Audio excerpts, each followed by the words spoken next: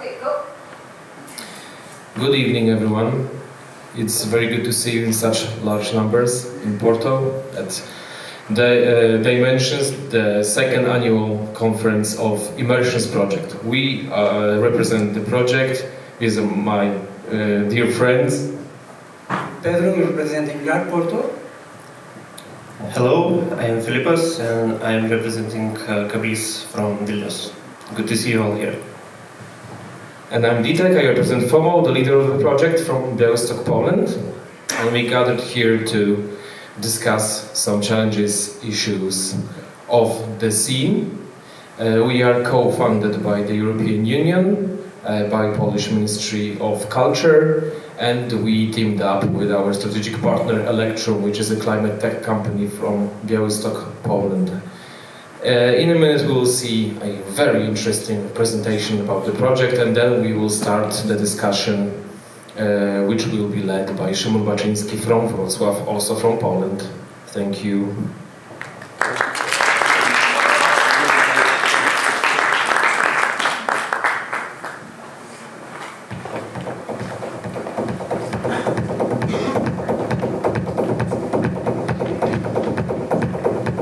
Located mainly in big cities, fueled by social media hype and profit motives, the techno scene has never been further from its roots.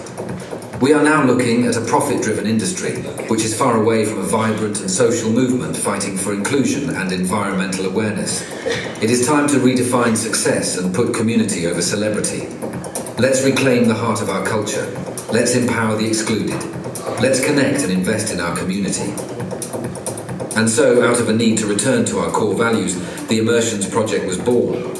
It came to life as a collaboration between 4 European electronic music scene communities: FOMO, Monument, Galay and Cablis. The project earned support from EU Creative Europe programme and strategic backing from the climate tech company, Electrum, who helps us achieve our goals. By bridging techno spots across Europe, we establish a network that brings attention to the overseen artists and audiences of the cultural peripheries. Through Immersions events, a shared music scene emerges, and we grow into a continent-wide community. Our mission is to widen the perspective of the electronic music scene and empower the unsung heroes of the cultural peripheries. How does our system work? Thanks to advanced technology, we craft and share lineups that span across multiple venues. The performances will be shared among cities in real time, enabling artists to perform and interact with the audience at all the venues at once, effectively changing the landscape of the excluded areas of the scene. In this vision, electronic music becomes a unifying force, dismantling barriers and nurturing the cultural peripheries. Simultaneously, interaction portals introduced at every event will enable audiences to engage with each other. One common stage for both artists and the audiences comes to life. In addition to Immersions' hybrid system for our venues, we are introducing a mobile studio and stage designed to reverse the traditional touring model. Rather than requiring multiple artists to travel to major cultural hubs, our mobile studio comes directly to them. We will record DJ sets and live performances which you can later listen to via our Immersions podcast series. The mobile studio can be also transformed into a stage, hosting open-air events live-streamed to the partners' venues. We question the excessive touring practices and monopolization trends, also for the harm they cause the environment. By using new formats for live music distribution, our operational approach will help reduce the carbon footprint of our activities. To further minimize our environmental impact, the mobile studio and stage will rely mainly on its own energy sources. Our dedication to the welfare of society extends to the health of our planet.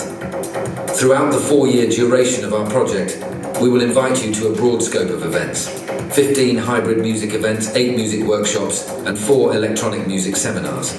On top of that, you'll have access to over 50 Immersions podcasts, all recorded live from our mobile studio. Join us and let's shape the future of the electronic music scene together. Connect, engage, balance.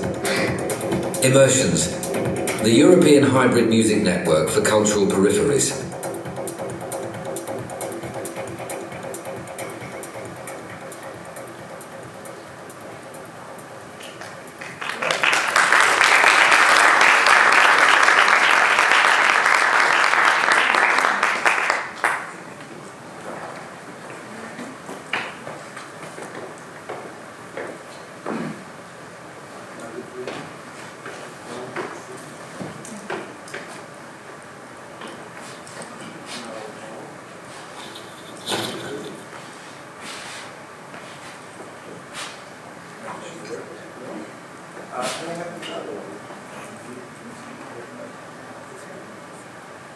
Is this on? Yes. Sorry for that.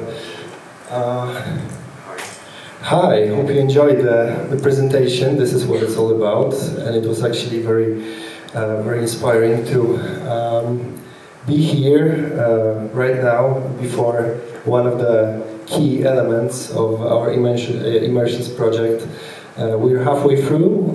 When this presentation was presented for the first time, it was only the idea of the project, and now it's in full effect. We're past many events, connections, and of course usually it's us in the meetings online, and it's one of the very few occasions, like our annual meeting here in Porto this time, to actually meet, like you had three leaders from three partners on stage, and now we are getting into our discussion. So my name is Szymon Baczyński. I also came from Poland to host the discussion that has this like big title, Clubbing Revival and Generational Change.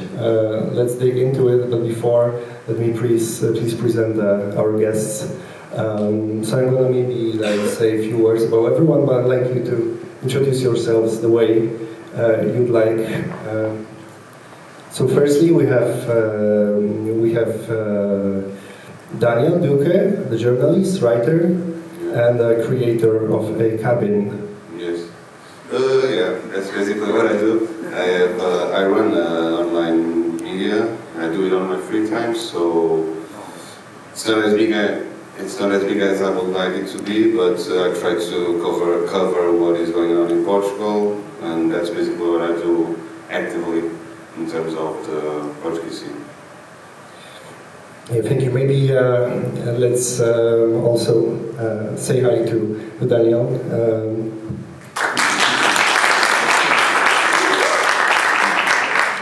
Yeah, this is the way.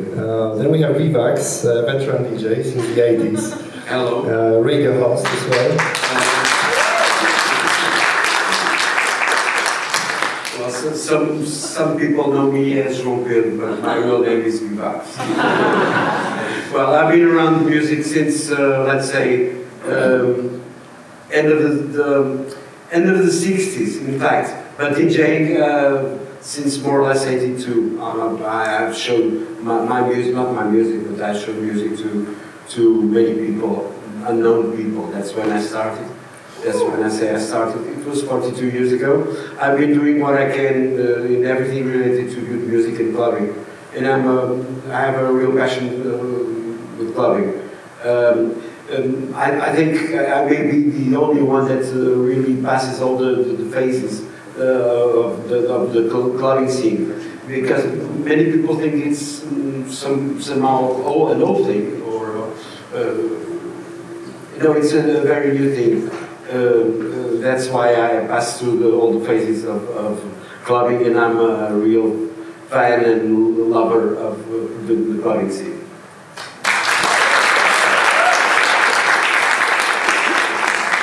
Yeah, amazing to have you all. Mário Galay, a music enthusiast, promoter, also a founder of Dark Sessions project. Hi.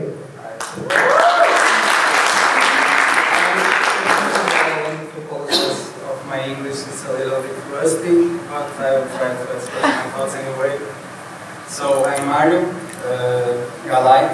It's not my name, but people try to me like that.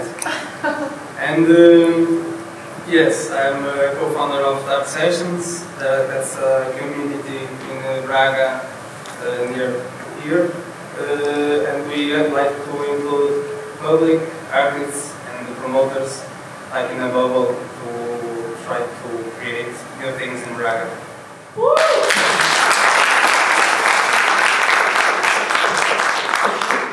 And of course, AlFaer, resident at Alinea, if I spell it right, and linked with Gara, of course. We work with Rafael every day at Immersions, but also Rapture Labor Curator. Say hi, Rafael. So yeah, just first and foremost, I'd like to thank Maria and Passos Manuel for allowing us to do here the conference. So as you mentioned, I'm technical director of the Immersions project at Galay, so I try to do the best I can, making things possible in our club. I'm myself like a son of COVID. I started like 4 years ago playing music, and I created like my own label, Rapture, more EDM, darkwave, techno focused. And yeah, so we evolved into started as a party, evolved to a label, and also for a podcast series, and that's pretty much it.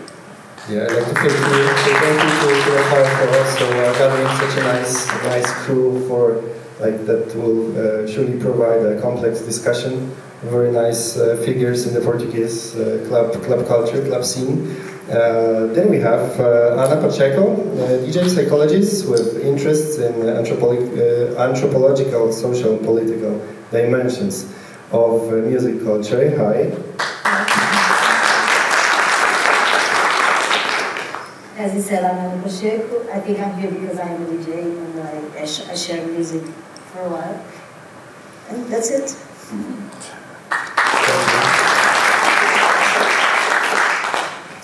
Luisa Cativo, DJ, founder of Thug Unicorns, engaged in promoting female DJs in Porto since many years. Hello. Hi. I've been a DJ for some years now. I started actually at around 2010. And since then I've also been involved in several community projects around music. And 2 years ago I started my podcast to also explore the social impact that clubbing and music can have in our society. Because I think that it's a culture that has always had very strong links with social movements and pro-inclusion, and that's I've also started doing activism around human rights since 2015, so the two things just came together for me. And I think it's a really important topic to discuss, especially right now.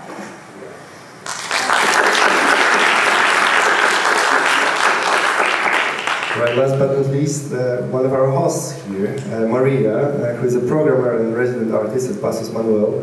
Thank you very much for having us here, and hello. My pleasure.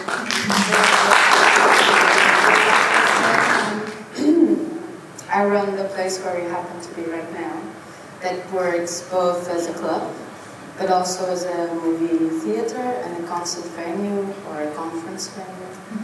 There's a lot of things happening at Passos Manuel. And we also work very close with the local artistic community,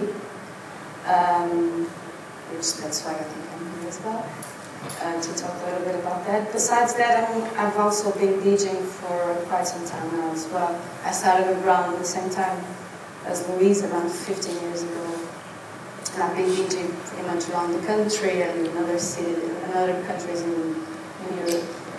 Thank you, and thank you once again to everyone for accepting the invitation.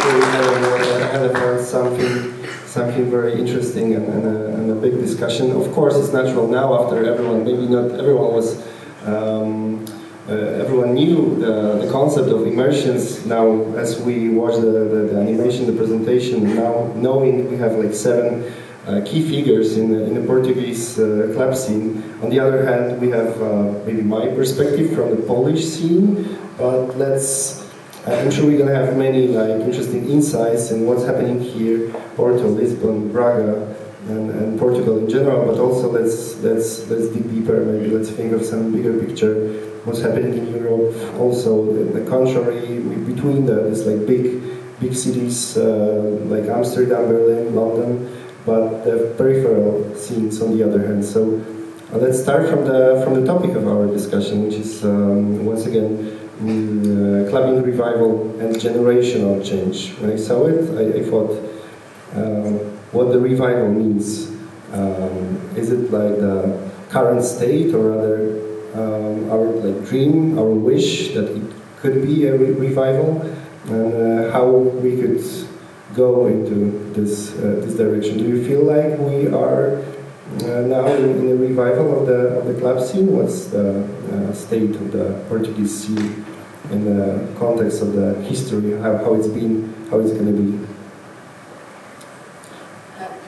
Can I say something? Yeah. I think instead of calling it revival, let's call it vival, because it's not it's not returning to the same molds as before. We have to be very creative, and instead of picking things from just things from the past, we have to be very creative. And instead of revival, let's call it vival, because we must really build something new and something proper to the new generations. That's my proposal. To go viral. I think what we need to have from the past is the values and what the scene was built in and what clubbing was built in. But nowadays we all talk about the generational change, and what I think we should think about in terms of revival is think about this new generation, and instead of criticizing it, which I do, let's think about what can we do to adapt to this generation. My thought is, I think it's like you can express that thing globally, but everywhere is local. You know, we have the tourist that goes in every city, but if you don't have the tourists, you have the locals. So if you have every local in your thing, you know that tourists like just an extra. I think that's the point of the viral thing. And also, I would say the sense of community is probably like except some specific cases. I think we lack a little bit that, and that reflects obviously in the numbers that clubs are having, in the terms of customers. So I guess it's more of a Porto problem than a Lisbon problem. That's the struggle is real, you know. And I guess that's a lot to do not with the music offer, because Porto, I believe it does a wide variety of kind of electronic music that you listen to. You can go to a different place and you find different styles there. But I believe that something else is missing, and I'm quite sure it is the sense of community, of belonging, of being involved in the clubs, and then that reflects on the numbers. I really don't like the word revival, because I don't think we need to go back to where we were. I think that there's something better coming. And in fact, we don't need, and we are fed up of this dictatorship of house and techno thing. We are living a boom of niche cultures happening, and we need them to. In fact, this boom of niche cultures made us set apart a little bit. It's happening right now. It's happening crisis. But in the future, we're going to see that we needed this to happen for us to go together again. And that's my thought. Yeah, I also think it's a little bit precocious to call it a revival or whatever it is right now. I think that in this moment, we are still going through a period of just kind of a destruction of what we had in order for something new to come out of this destruction. Because right now we are going through so much social turmoil and political turmoil, and the climate, everything is at a turning point. And right now I think that we still haven't figured out what way we're going to go in order to have that transformation. And we're just, doing events like this one where we're trying to bring the pieces of this big puzzle together to figure out what our next steps going to be.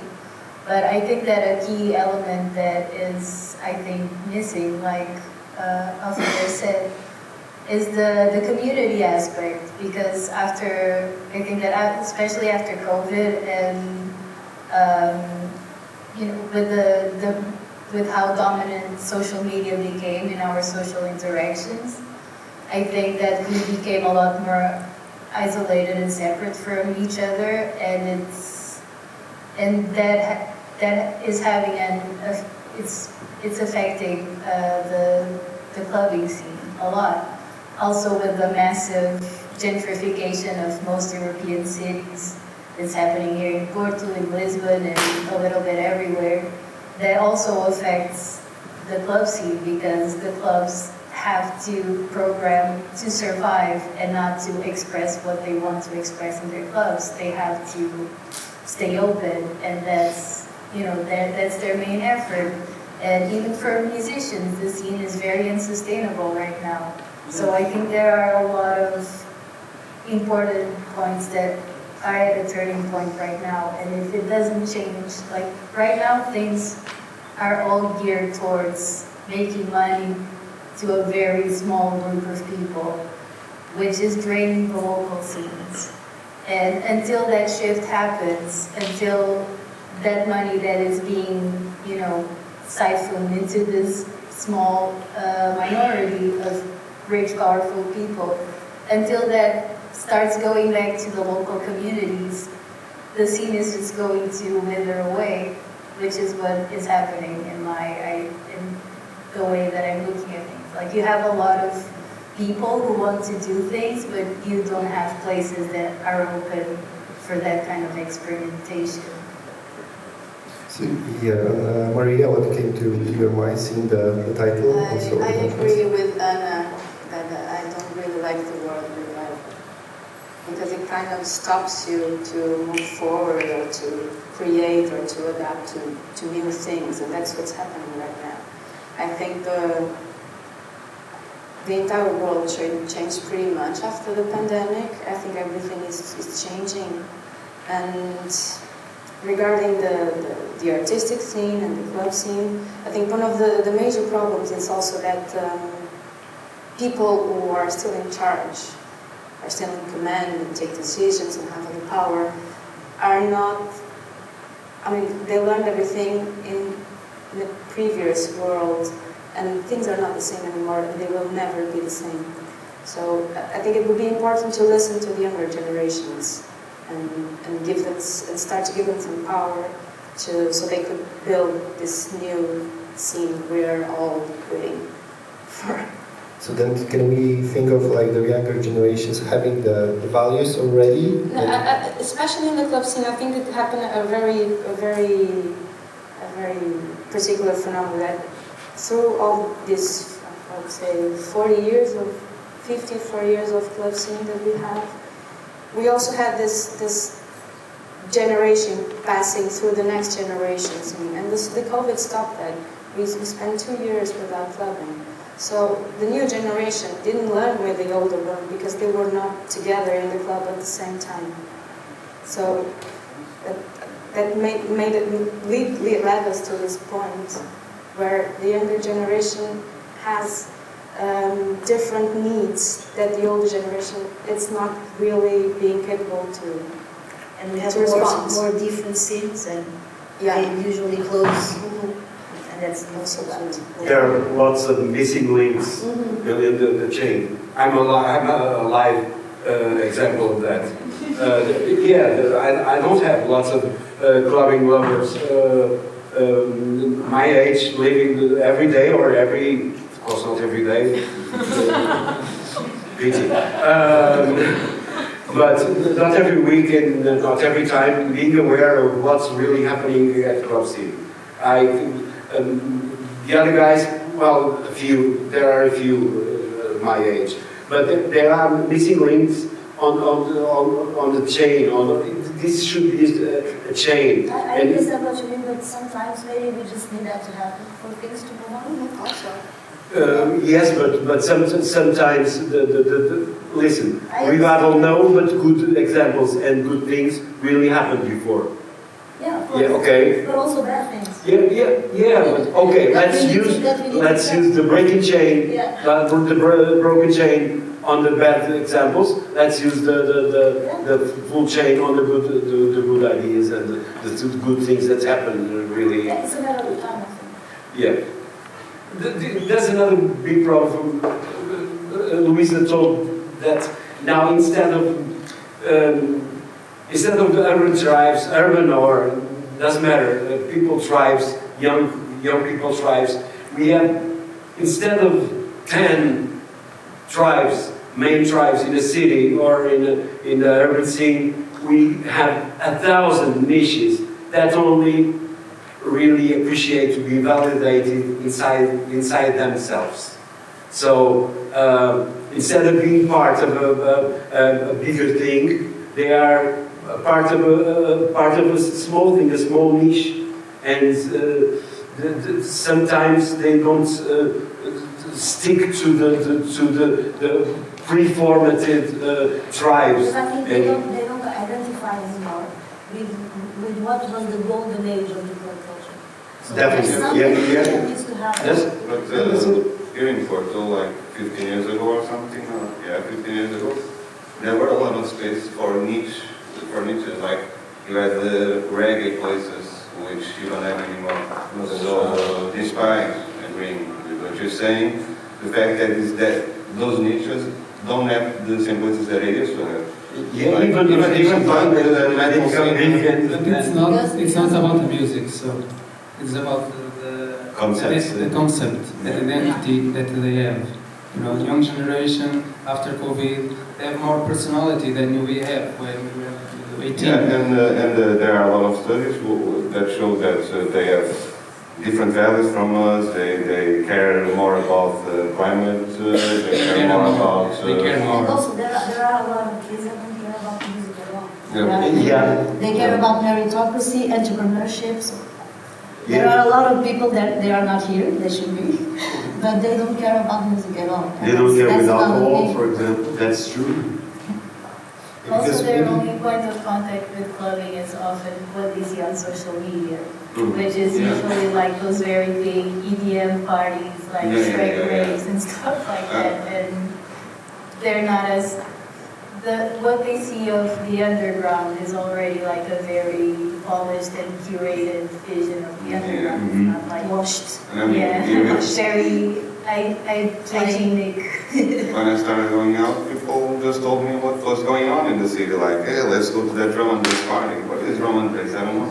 But now they do that parties. If they want to do parties, they do themselves. Yeah. They don't go to the clubs because the clubs are Capitalized or informative, just formatted to be the same thing that was. Yeah, one thing that was subversive once is not anymore because it's legitimized by the capital.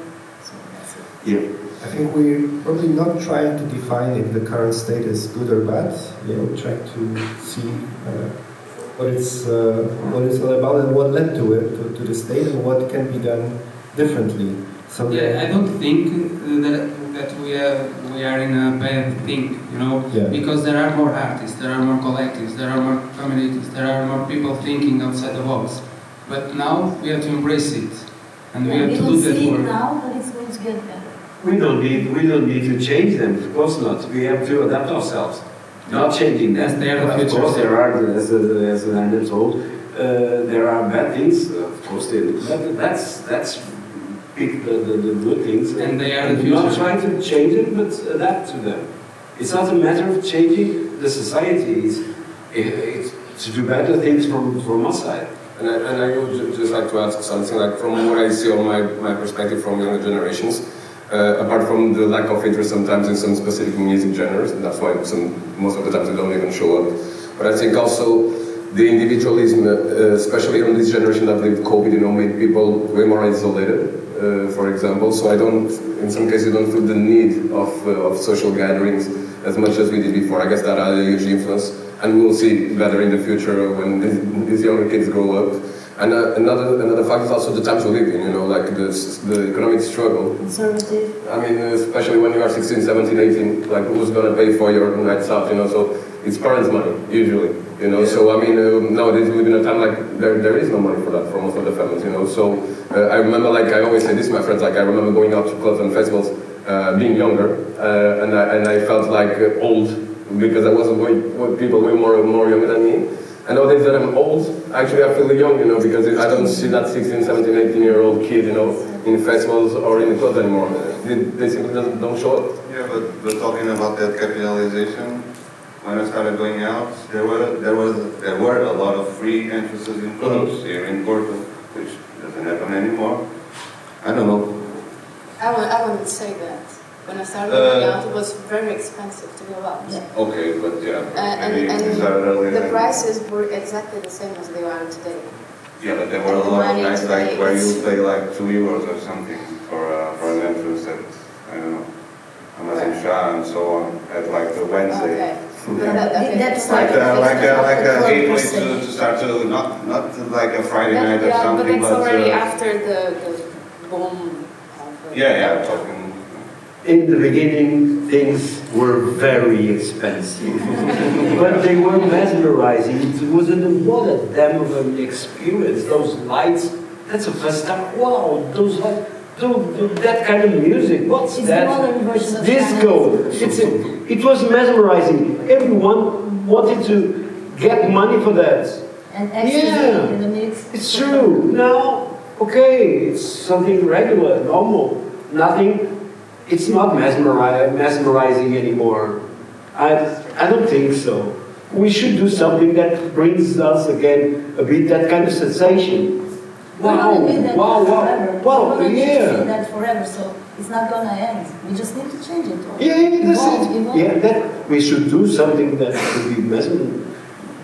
To maybe try to summarize the discussion so far, like I love that we are seeking the community-driven club culture. Like that's what we are focusing on.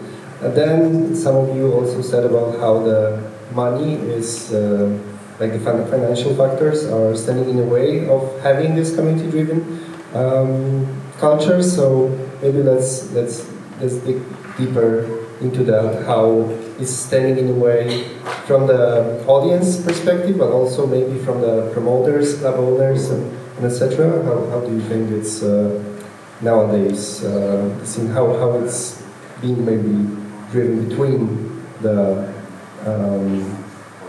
like how it was and how it can be in terms of wanting to change something? Right, so money versus community, from the promoter side and from the audience side. What are your thoughts? If you'd like to... So, I mean, nowadays, I guess it's quite obvious there's way more international DJs playing. So that involves obviously higher fees and then consequently higher price and entry prices for the audience. I don't know. I just feel like at some point in the past it was sold the idea that an international DJ would mean better quality than locals. I feel like having less local DJs obviously makes the price go up, makes it less affordable for people to go, and also, again, like having locals play, brings a lot of people with you as well. Be friends, be your local community as well, and I feel that had like also a huge influence. See some time now, when you see like the fees that headliners now are charging are just crazy. I've not been there like many years ago, but I'm assuming like there was not this kind of money, on the table for these artists. I mean, that's one explanation I have for it. I wanted to say that besides the more international DJs that we have right now, I feel like we have bigger and bigger lineups nowadays. Because when you don't see the public coming, you feel like you need to offer more, which is not exactly a solution, but it's, I mean, I look at the programmings from the clubs, at least here, and also around Europe, they're getting bigger and bigger, the slots are getting smaller and smaller, like 1 hour, 1 hour and a half, 2 hours tops slots, and that leads us to another problem, that is DJs nowadays are not used to play longer sets. When you get worse. Yeah, but I feel it's a natural. I mean, as a programmer, and I do that. I work with longer and bigger, with bigger lineups, which I don't always agree. But I feel like there's a need to that to try to reach more people with more DJs. I don't know, but yeah, I'm still trying to figure out what are the solutions. But some of them can also be problems right now. So isn't it like the industry is teaching the audience to expect that, like more DJs on the lineup, shorter slots, so we like have more happening, like that they're not expecting one DJ to play, but to see more names, like bigger names on the lineup. Is there a way to stop it? No, I feel like nowadays people need more. They need to be more entertained, and one DJ can be, even though the DJ can go to very different musical places in 6 hours, but maybe one DJ is not. It's boring. 3 DJs, it's not performative enough, and it's less appealing. And that's why festivals, for example, are stealing a lot of people from. I'm sorry. I was going to say that's why festivals also are stealing a lot of people from club, because for a more affordable price, let's say, you can have like 4 or 5 days in a way more controlled environment, and having plenty of options to listen to. So, I mean, from that point of view, from somebody that needs to take into account the budget, it ends up being an obvious option. I understand and I agree with what you're saying, but I also think that from my personal experience, those first parties with the big names, and that's where the parties where I wanted to go. That was also what made me start to pay more attention to the scene, to its values, and so despite the problems that might have, I still think that it can be a gateway for people to have more interest in the scene, get more interested in longer sets. Yeah. I think this week when I've kind of created a group chat with younger people to ask them what did they feel was missing from the scene in Porto specifically. And one of the main things that came up was not so much the money issue, which is of course also I think an issue for everyone right now, both for clubs and club attendees, but also the safety issue, both inside and outside the clubs, which is all tied together. They mentioned being afraid of being in the streets because, as gentrification gets worse, there's more people living in the street. There's more people who can't afford, basic necessities, so they rob people, so they feel less safe going out, especially if they're alone or if it's a small group of people. They have a hard time sometimes finding people to go out with, or they, even inside the clubs, feel unsafe, especially if they're either women or queer people or immigrants. They feel less safe both inside and outside the club. Not all clubs, but I think that in Porto, a lot of nocturnal spaces don't really care about that, don't really care about the environment, where are the vibes inside on the dance floor. And some places have really good lineups, but then don't have, a great, the vibe on the dance floor is not very comfortable for a younger audience. Or since they have lineups with international DJs, they have to, attract more tourists because that's kind of what's dominating the scene everywhere. A lot of club owners feel like they don't have enough of an audience, so they have to kind of cater to this audience that has more money, which are tourists, since the locals are often don't have enough funds to go out or spend as much when they go out as they would like to. So it's, I think that a lot that can be done is not just the responsibility of the clubs, but also of the government and the people, the town hall, the Portuguese government. Here in Portugal, in many countries, for example, in Germany, clubbing is seen as a part of their culture. It's funded by it has a lot of government funds. Here in Portugal, it does not have that privilege. I mean, it's not a privilege. It should be. Yeah, exactly. During COVID, it had like no support at all, and it's like a big piece of the cultural environment, and like, for example, one of the things that I think is really missing as well is the lack of spaces. Like, artists don't have a place to create and to experiment. Here in Porto, we had Stop, which is like this old mall where people, like, it's mostly, like, the stores are mostly abandoned, so people created like rehearsing spaces for musicians in most of that shopping center.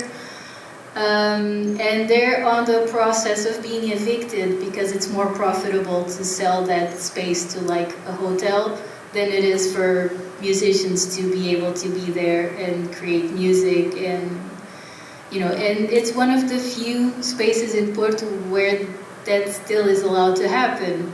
And there are no real like big places where artists can come together and create. And that's a big part, for example, in the post-punk movement, it was a big part of the expansion of that movement, was that the government provided spaces and funds for them to create. And that does not happen anymore, and it's a very big part of the scene, is artists being able to create. And the entire music scene right now is just being very exploited by streaming services, by, a big, like that Ticketmaster scandal and that kind of stuff, where like, it's the middleman that's making all the money and the artists and the audience don't get anything that they want. So it's like, we have to find ways to spread the wealth around, right? Somehow the things are unbalanced. It's not just the case that the government doesn't support art and artists, but there were lots of clubs that really don't contribute with their that they don't give contributions to the sake of the government. You know that they simply avoid taxes. They don't think they are part of the wealthiness of the country, and it must be bi-directional. Of course. Yeah. Yes, I'm not saying that clubs should not pay taxes. Yeah, that's it. Yeah, it's some. There were lots of them that simply avoid paying taxes. They don't contribute to the sake, to the wealthiness of the country. Not only in money, but with culture and artistic happenings.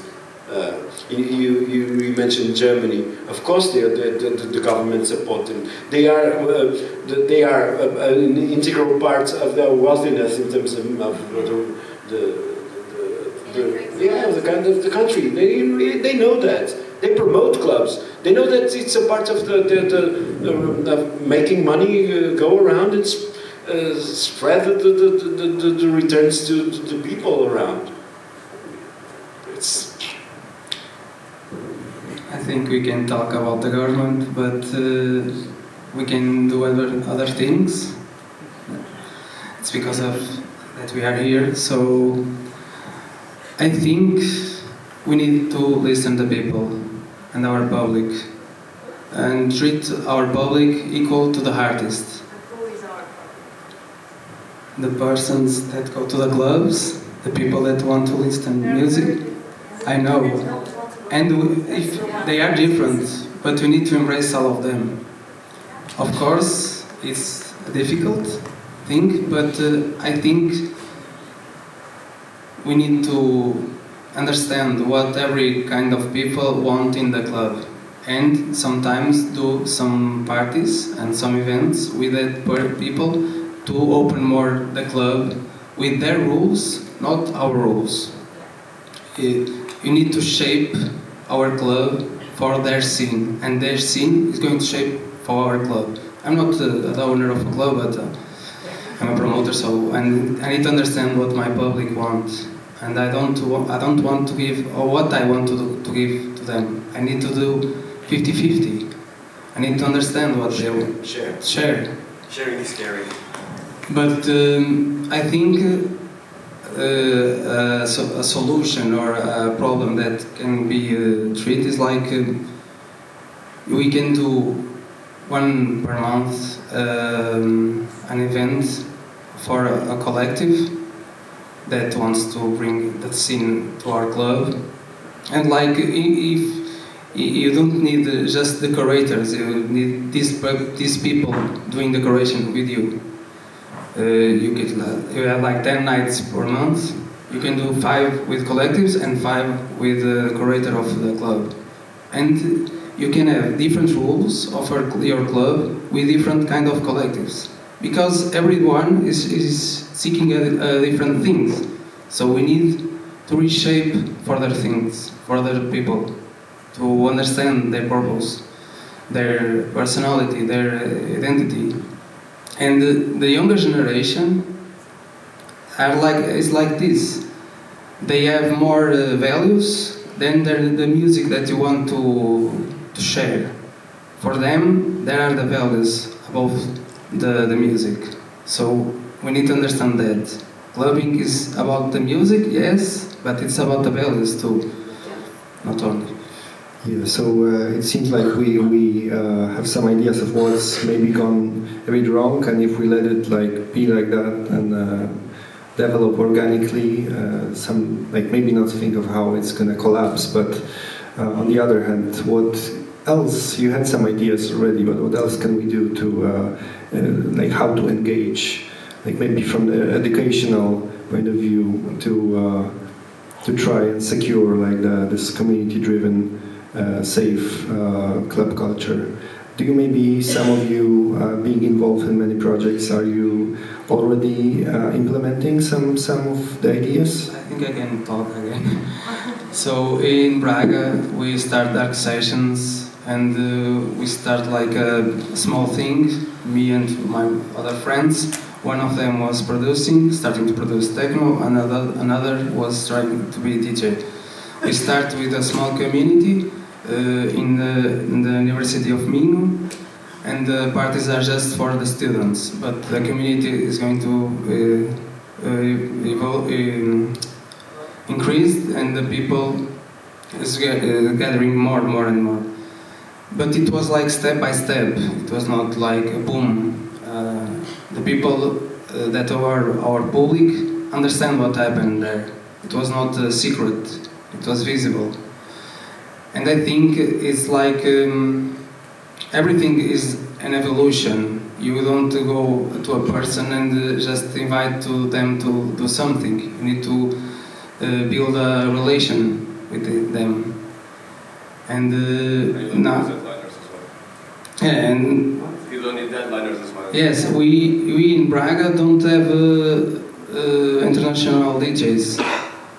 It's a limit, of course, because the clubs are not ready to have them, and the expense is too much for us. But the people go to the parties because they understand what kind of DJs we're putting to them, and we listen what they want to. It's not about me. It's not about my group of organizers or friends, but about the 3 parts: promoters, public, and artists. In the city. Personally, what I think I should and could do differently is, instead of just criticizing the younger generation of using TikTok and so on, maybe I could go to TikTok.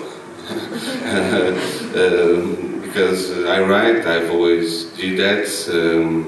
The project is text-based, but maybe I should adapt to this generation and do maybe educational content and so on those platforms instead of just criticizing them and that generation for using that social media, because we've been talking about it for so long. Oh my God, social media, big DJs, drops, everybody with cell phones on their hands, but there's not many people on those platforms trying to do something different, so maybe some educational content. And I think that's what I personally And the projects should think about more content, video-based content.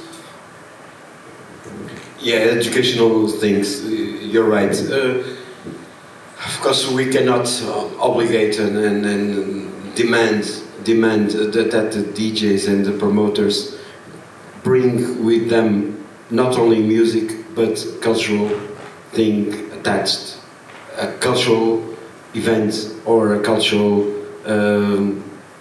workshop, or anytime we do this, we are creating educational material for the publics. Instead of just hiring animators like a DJ, we should somehow demand, not demand, but suggest them, you're a good choice. Grab a very educational material or event or happening or workshop. Bring it with you, and we'll spend the afternoon doing that. Doing your idea, the idea that you bring, and creating arts instead of just animation. Attracting art, attracting people that are interested in art and educational content rather than just animation. I think that one of the things that we could do is try to establish a point of communication with these younger generations, which I think is what's also missing. You know, since, like Maria said, we have the COVID cultural gap between generations, so finding channels through which we can reach out to those younger generations and ask them, what do they want? What would make the clubbing experience more interesting to them? How can we make that, knowledge about the culture and about the history of the culture, how can we make it interesting for them and appealing for them? Because we think that this culture also can bring a lot of value to their lives in the way of community and art and music and inspiration and a lot of things that could, make their lives also better, especially right now with everything that we're going through and how stressed they are with the state of the world.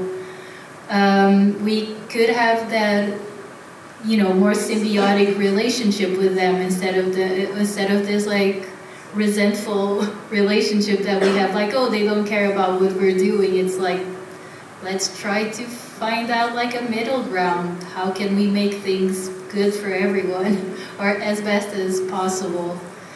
And that's what we used to do in our parties that we used to make. The Unicorn, I think it had like a very big community aspect because we started nurturing that at the time it was Facebook, and at the time it was easier to reach people than it is now. So we built like this kind of communication that was very appealing to our audience and made them engage with us. And it's been 13 years since those parties were created, and I'm still friends with a lot of people that started attending the parties because I made that effort to create that connection with them. And they would give us input, and they would tell us what we could improve, and they would inspire us, and we would create something that they loved. And it was like a symbiotic relationship, and I think that relationship right now is harder to obtain because we don't have those communication channels anymore. And I think that the people who manage the clubs or promoters, etc., are often exhausted and too stressed and too overwhelmed to do that community outreach work. And the younger generations also don't know how to get to the people in charge, so it's like there's a gap here that we could work to improve. Exactly. I work with some younger promoters, and as Luisa said, I really try to listen to them, to to understand what are their needs and to give them also space for them to create and do their programming choices. But more than, I think, I don't know if what I'm going to say it's stupid, but more than to invest in social media, because I think and I hope that soon every good person will leave that toxic place. It's better to invest in the club itself and in the experience itself. Like, treat the people well, make them have fun, make them feel safe, communicate with them, create a relationship with them. I think it's more about that and a good sound system and everything, but we all know that already. And I think it will be more. It will be these simple things will be more important in the future, and then to invest in ways to TikTok videos, blah blah blah. I don't want to be forced to care about that. Rehumanize? Yeah, rehumanize after this crazy period of social media and everything we're going through. And also, I think, like, especially when you are young, there's a lot of stuff that actually you thought you didn't like, but you actually liked. But that needs to have a first contact with it. I can talk about my experience. So the first time I listened to electronic music meant nothing to me, to be honest. You know, it was difficult to swallow that pill. But I mean, like, we live in a country in Portugal where, for example, your personal income you can discount going to a hairdresser, but the cultural activities you cannot do it. So, I mean, just the other day I had this crazy idea, like, imagine public transportation, so that you implement and you increment that on younger people.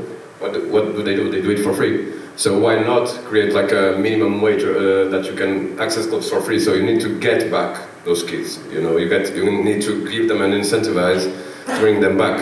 I mean, if it could be one of the solutions, let it be. You know, because at least you would break the barrier of the costs. You try to reteach, or at least you give it a try to show something new, you know, that, I mean, can have small results, but can be the beginning of something.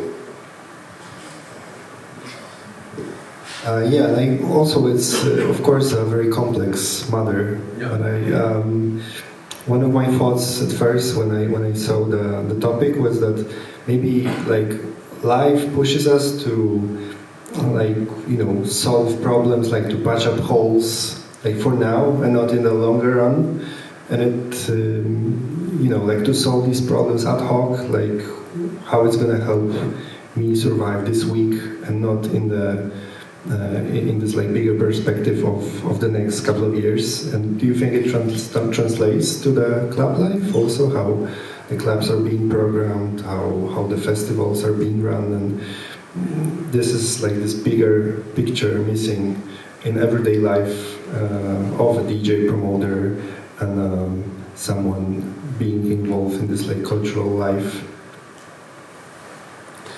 I've been trying to program a chimera. It's a chimera because it's a place called Soma. It's a private initiative in Braga.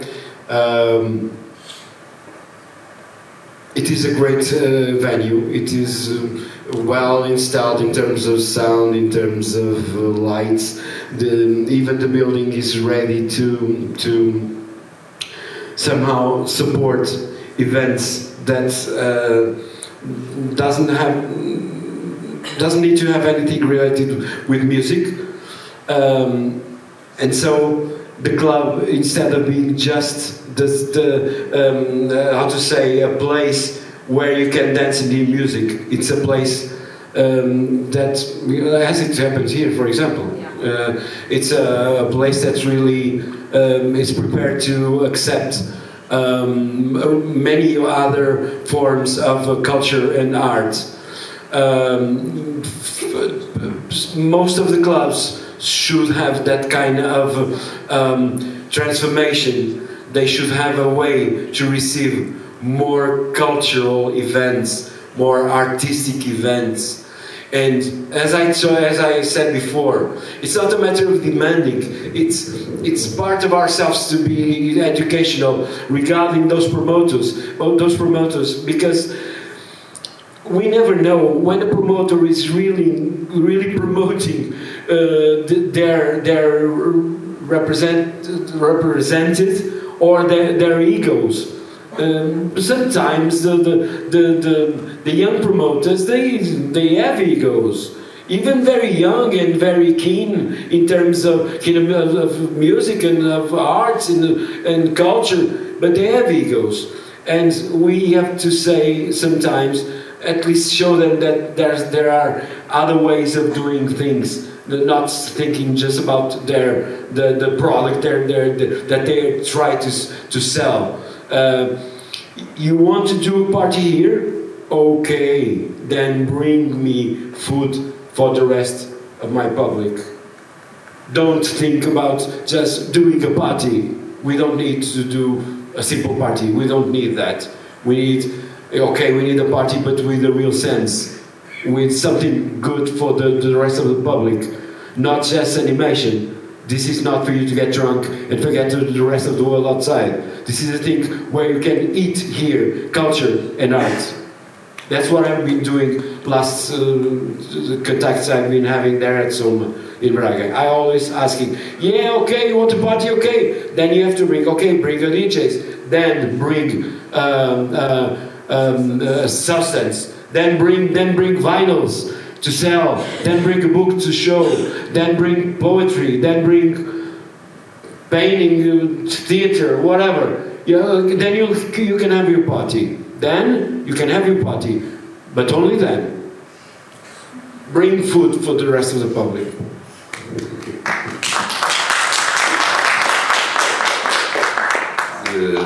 I think there should be a balance between patching things up right now and thinking on the longer run.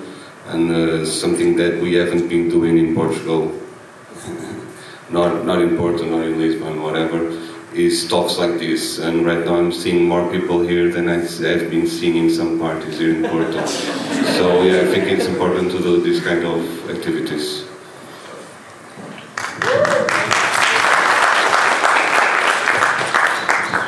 Yes, I think we need to show that clubbing is interesting, not just about the music, but the people that work there and promote there, and the artists. We need to familiarize with other people what are the things that were exposed. So when you are just describing an artist, you don't need to just copy-paste the description of the artist. You need to tell a story to the people, to understand what they are feeling, what they are proposing to express. That's human, and we need human in the party. Clubs don't only offer cultural in many ways, as VIVAX was saying. Clubs are also very important for just connections. I've seen a lot of projects starting in conversations when people just went out for a drink, a lot of people that met in clubs that eventually worked together. A lot of things happen because of a conversation while we're having a drink in a bar. And this is not the club, it's just the bar aspect, the social aspect of it. And I think it's too bad when we start to lose it, because these are also places where ideas grow, not just to offer culture.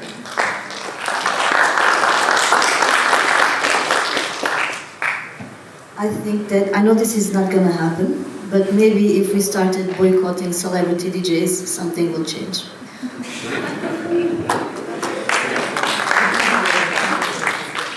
So I'm slowly looking. Yeah.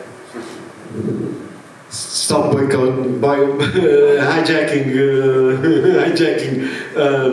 straight DJs, straight theme DJs, and promote larger DJs. In terms of concepts, in terms of music, in terms of go-to-ways, not using go-to-ways, but using highways. Thank you. I'm slowly looking. I know what time it is, and I couldn't imagine before this conversation, like this discussion panel, taking so long.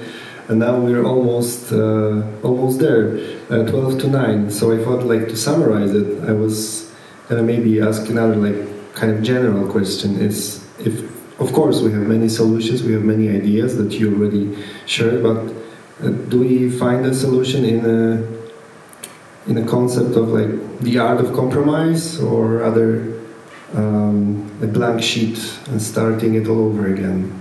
How do you feel? I can talk. I don't have a solution, of course. I'd love to, but I don't. And I mean, these are just social happenings that we cannot control. And as I said before, it's important to treat people well, to connect with people. And I mean, of course, well, we're going through. A few minutes ago, you asked them if the things were too bad here, and they said, "It's not too bad. That's because you don't run a club, for sure. Things are not okay." But I have a lot of hope that, I mean, people are young. People eventually will come. And I don't know if you know, it's important to say, I don't own Passos, and my boss, it's this person that works in the nightlife of Porto for 40 years. And he, of course, he's concerned as well. But a few weeks ago, he said to me, "Maria, I've been doing this for 40 years.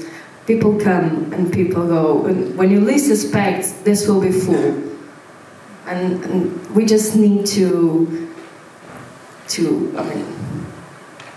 keep doing things and have the passion, and that's it. It's not a science. It's Hope is a part. Hope is a part of all this hope. Let's keep it. Yeah, let's keep going. Yeah, let's keep going. Yeah, that's why we're here.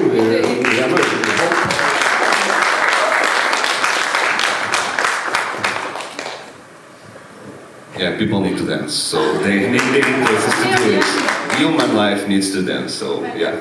I mean, since the dawn of humanity, that people have been getting together to dance, and sometimes do substances as well, right? But mostly to dance and to have a sense of community and belonging and celebration. So as long as, you know, the doors are open and people know where to go and what to expect from those places, I think things will eventually fall into place. I just think we just need to keep that, you know, that communication and that open hand to whoever is willing to come and have that experience. So I agree with Maria. I think things are going to be okay. And I think that, you know, in the future, as things are, you know, transforming around us, we will need community more than ever. And for me, the club has always been a very important place to find community and to find people who enjoy the same things as me. So hopefully people will start also realizing that. Yeah, and I guess, like, obviously, I agree with Maria. I guess it's a phase, even though I believe something must be made. So although I'm optimistic, I still believe we cannot sleep on this matter. And I mean, to be honest with you, just the fact like so many people came here today with this horrible weather, you know, to come here to listen to this subject, you know, already shows a lot of shows like people are concerned. So there's really interest in the community in this. I just feel like we still need to insist in the fact of bringing the youngsters, you know, because I mean, at some point, unless we are like VIVAX, we will give up eventually on going out at night. I hope not. But yeah, I mean, but you need to build the basis, you know, for the future, you know, because if not, at some point will be us with the 40s or 50s, you know, partying, you know, and no youngsters there. So I mean, there still needs to be work done, and I guess we are in a good way, but not giving up. Yeah, and I can say something of AlFaer. I think young generation are the future. We are not the future. We are just reshaping the things to receive them. So I think if the young generation want freedom, we have to give to them the freedom to be themselves in the dance floor. So, anyone else would like to add something to summarize the topic? Just let me know. Also, another person, like a veteran in the scene when sold, I'm going to run this discussion panel, also said that it's a bigger, like being a part of this culture now and fostering it nowadays is a bigger responsibility than it has been over the last 20 years or so. So yeah, I think this is one of also the conclusions that come up to our minds after these, I guess, over an hour of discussion. But now maybe let's pass the mic also to the public. We have a lovely audience. If anyone has any questions, maybe I'm going to run with a microphone to see what questions you have to our panelists. Can you raise your hand, maybe? Anyone? So let's just give you a couple of seconds. I guess we're gonna find at least one. Oh, lovely. Yeah, I'm gonna go.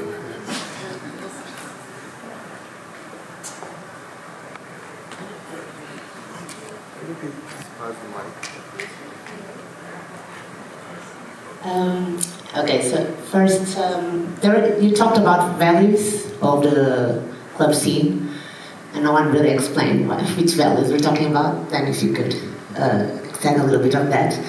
And then this is a personal view. So the clubbing scene came from the rave scene, and it's all about music, lights, the venue, and drugs as well. So at least here in Porto, how many venues have a great sound system? Lights. So, I think first infrastructure. Infrastructure is the base of everything. Then we can talk about, wow, what really people want, how you can make a difference. Man, if you have a good sound system, it's a big start. And a comfortable venue where people feel safe to use drugs, to escape this fucked up reality that we live in, to create a sense of community. I think the little basics are very important first. And then we can move a little bit forward to talk about other stuff, and that's it. Thank you. Like, anyone wants to answer this?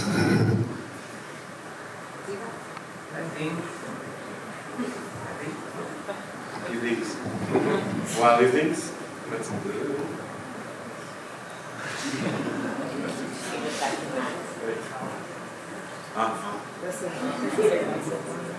I have mine still. This one? So I think every aspect is important because we have a lot of people working in different things. So why you can evolve, restructure both things? Yes, I agree with you, but other values are important too. I think we can have a good sound system, but we have to have another things to the people be there and to like to be there. And I think like you. But I think everything is important. And sorry, I would just like to say I agree totally with you. But also one thing we take into account, like obviously if we think about clubs like North Europe, usually like the sound systems there are amazing, but there's also that kind of support that we don't have in Portugal. Because as you can imagine, a good sound system, good lighting, good people working with it, it's not an easy task and it's not cheap. So having not that support, it's a struggle. I mean, obviously everybody would love to have the best sound system ever in their place, but when that doesn't happen, I don't think it's for a greedy point of view. It's more like no possibility sometimes. I really do believe so. But I can add that there are a lot of communities that arise in Africa or Brazil or whatever, and they don't have a great sound system. So I don't think that's the most important thing. It's of course an important thing, but it's a privileged kind of way to think that way. And we need more smoke machine too.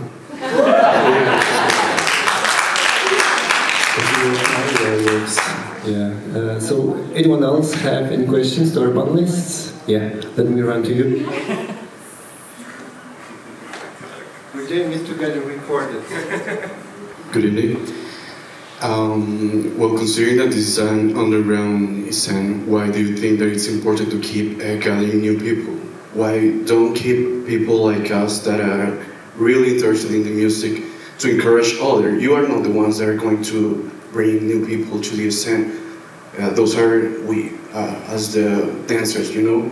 So, like we did, during the whole conference, you were talking with each other, but until this moment, you have the question, but I think, I don't misunderstand, but I think that you did not take us into account during this conference. So I want to ask you, considering that this is an underground scene, why is it important to keep gathering new people when not all the people is authentic? All the people deserve respect, that's for sure, but not all the people is authentic, and this scene is about authentic people, not just whoever that wants to dance techno, let's say. Thank you. So do you feel like answering? It's, I guess, at least for me, also everyone on stage was also speaking in representing the audience as well. But of course... I'm audience. I am audience. Most of the weekends of the year. I am audience. But did we take the audience into account, or we tried to? Tried our best. I understand what you're saying, but I don't necessarily have an answer for it. Yeah, but I definitely understand what he's saying, but I don't have an exact answer. Maybe there's a difference between underground communities and the more like mainstream clubs where we're watching somewhat of a crisis in club scene. So the public will be more general and not the underground communities. But I understand what you're saying. Of course, the underground places should have the authentic people and not be concerned about bringing in more people. People who share values will probably stick to each other. And I don't know, fortunately there are some parties for underground communities, like not that many, but some, like I don't know, Acida for example, and there I think we were talking more about the club scene in general, so we're not necessarily thinking about bringing people to the underground circles. But I understand what you're saying. I think that also thinking that there is still an underground is kind of an illusion, because right now nothing is really underground, because if it was underground, most people would not have access to it. And now with social media, we have access to pretty much everything that is done. Like, there are very little things, like there aren't a lot of parties or collectives or anything that exist outside of social media or that don't expose themselves and their creations on social media. So that's kind of not no one is trying to recruit more people for the underground. That just happens when you share your things on the internet, because people will eventually, stumble upon it, and if they like it, they will try to find that community. The thing is, like, for anything to exist culturally, you have to have an audience, otherwise you're just in your room making music for yourself, right? So your community has to grow at some point, otherwise you're just alone, right? So I think that's what we're discussing. It's like, how can we keep things alive by bringing new people into the scenes? Because otherwise the audiences will just grow old, and for example, and we're all that together. We all that together. Yeah, most people, like, they grow old, they get married, they have another life, that they lose interest in the club scene. So of course we have to find new people, so the scene is able to exist, not bringing new people, it's bringing the new people. Exactly, it's renewing the generations, right? Yeah, sustainable. Exactly, because, it's not conquering. Yeah, let's create lots of undergroundies Undergroundies. Yeah, a bunch of undergroundies. Come. And that's the thing, everyone has the right to find their community and find whatever, new things that they love. And we're just trying to find ways to make those things reach the people that could be interested in those things. Right? That's it.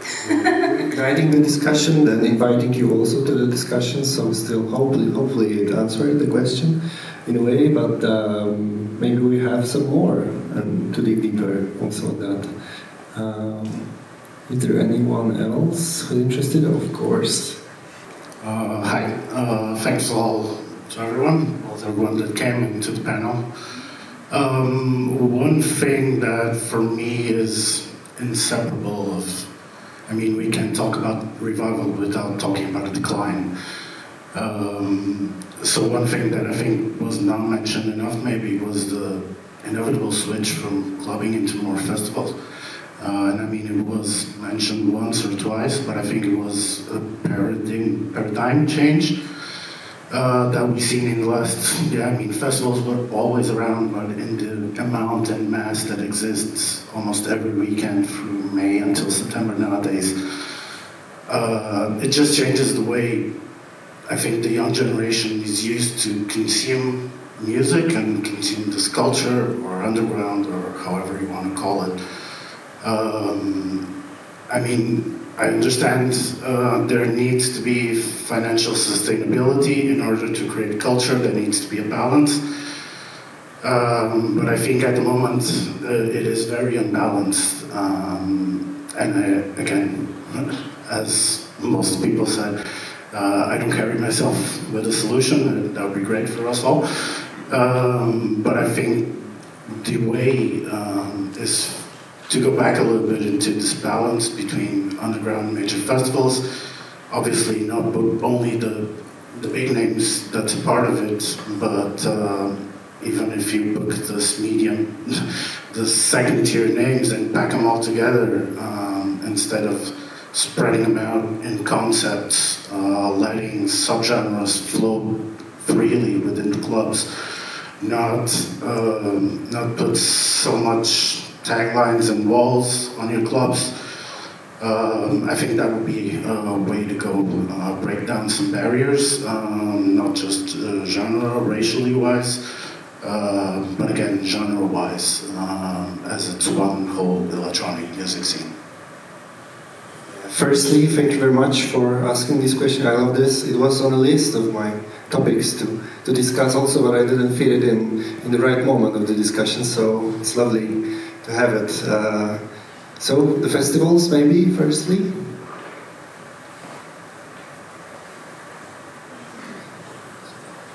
Yeah, definitely, and that was actually one of the answers that someone gave to Luisa when she asked why the younger generation was going out less.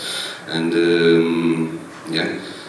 one of the points that someone said was feeling safer in some festivals, so because she would be safer there because she knew that, she was not talking about major festivals, probably some more niche festivals, but one of the points that she mentioned was actually feeling safer than in clubs in Porto, because she felt more the community there and safer for herself.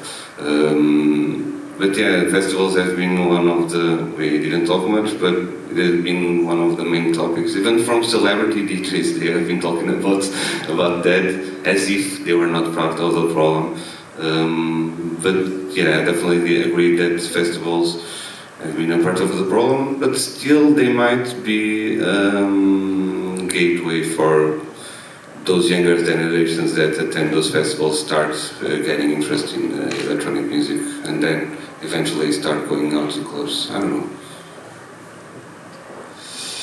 I understand the question, but festivals are like a big event that we can promote the 1 year, and we promote like a big image about the festival, about the safety of the festival, about the colors of the festival.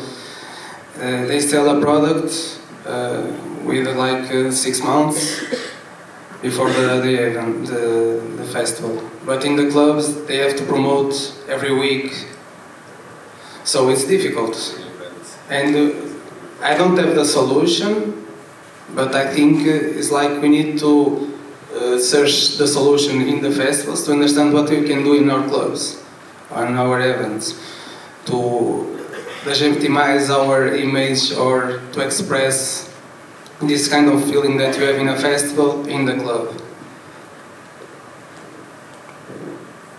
Well, definitely festivals are have a lot more of commercial interest than clubs should have. Of course, there are lots of clubs that are having commercial activity as their first role, but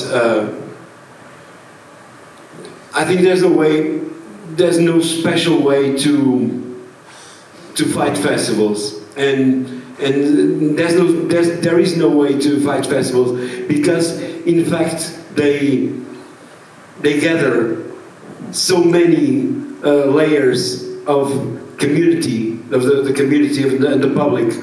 In that part, they really work okay. Of course, it's plastic. Of course, it is plastic. It is plastic.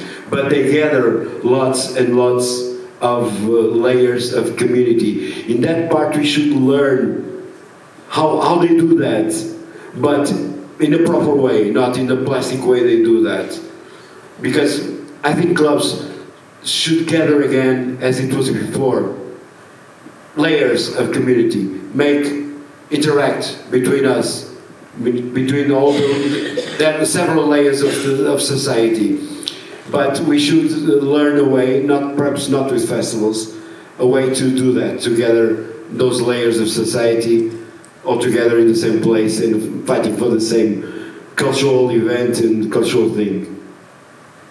I think that's an interesting question, because festivals, unlike clubs, a lot of them have either brand sponsorships or state sponsorships, right?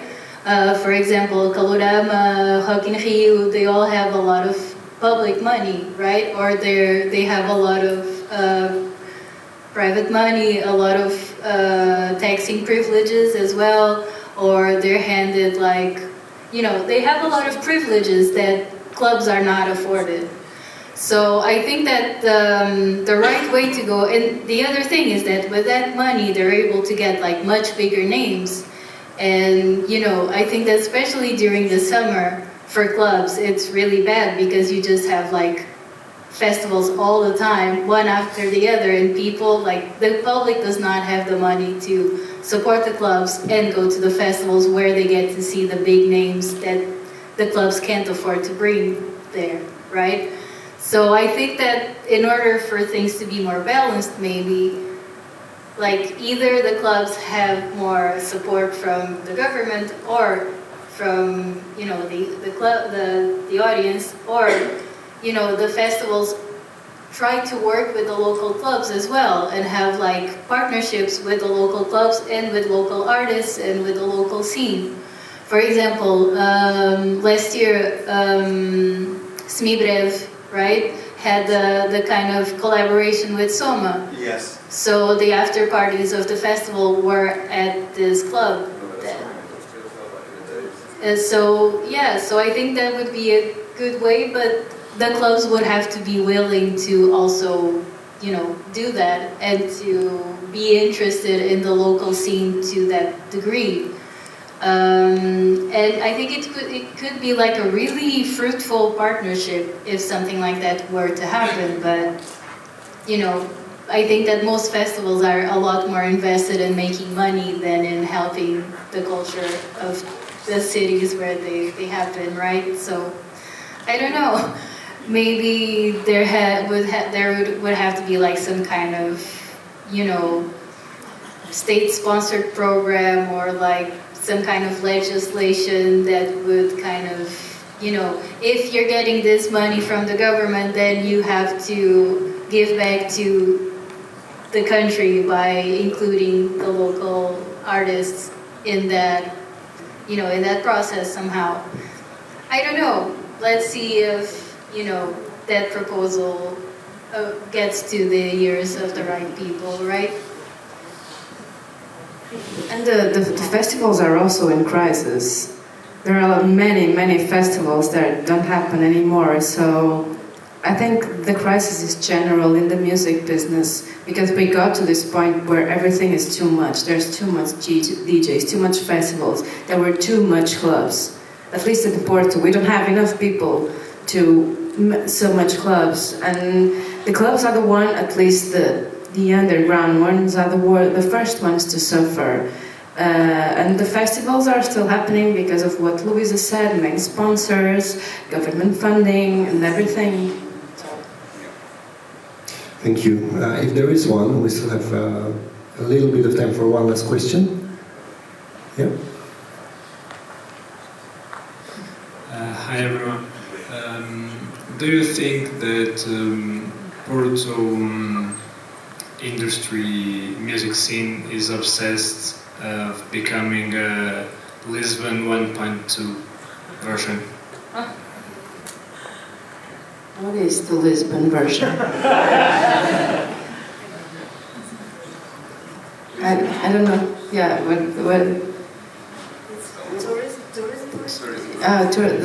The business. I'd like a subtopic to this, because I've heard VIVAX telling about like how Lisbon and Porto scenes are in this interesting way of Counter-cycles. Counter-cycles. Can you? I don't know if it is a coincidence.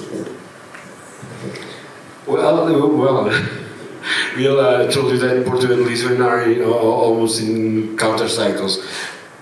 I'm pretty sure that it's a bit of a coincidence, It's a coincidence. I don't find. Of course, Porto is not interested in being Lisboa too. Here we have pracinhas and fanas, and they have caracóis. It's quite different animals. Quite different foods. And of course not. I don't think Porto wants to be Lisbon number 2. But in fact there is a counter-cycle. I don't know why precisely, but it's happening. I've been in the middle of several cycles by myself. I saw them happening, but it's true. While Porto is getting down at the very bottom, and even digging to go even more low, Lisbon is.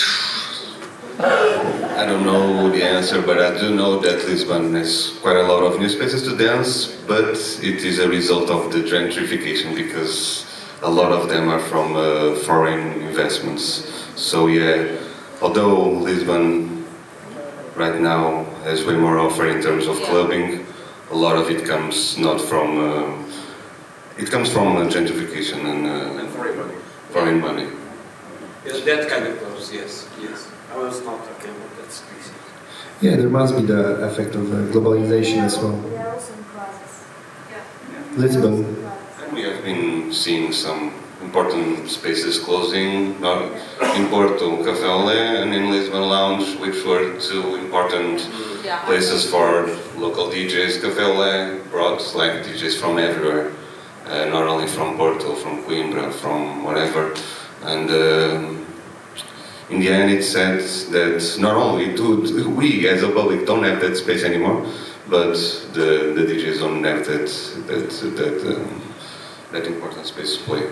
Yeah, I can imagine Porto's not like following some Lisbon tendencies. It's like Porto, Lisbon, and everyone else is following the tendencies like globally, right? So. Yes, somehow it's more mood than any other thing. It's more mood than real things happening. To join lounge, what's happening with Arroz, for example? Arroz, they are going to close, definitely. Arroz Studios. Yeah, but the lounge was quite And I guess like at least that's my personal point of view. It doesn't mean it's the right one. I do sense there is more sense of community here in Porto. I mean, being a smaller city obviously helps. Having less spaces also as it's a good part, let's say. But yeah, I mean, take into account the vast array of clubs I've been in Lisbon, there's just a few of them that I actually feel that sense of belonging or community, or at least they look uniform, you know. I mean, like with the amount of foreign people, even people living abroad or tourists, you know, like you do sense people go there, but they are not fixed there, you know. They come and go, you know, and that makes everything more difficult, you know, to create an identity in a club. That's what I feel like in Porto, at least in that point, we are actually doing better. Is that a wrap? Yeah, amazing. All right, so thank you.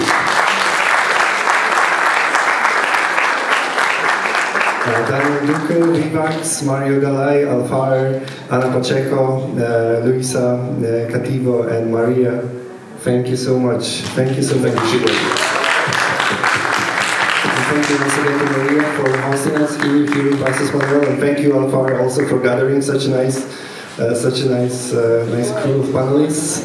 And yeah, that would be a wrap. Thank you everybody for coming. Thank you. Thank you.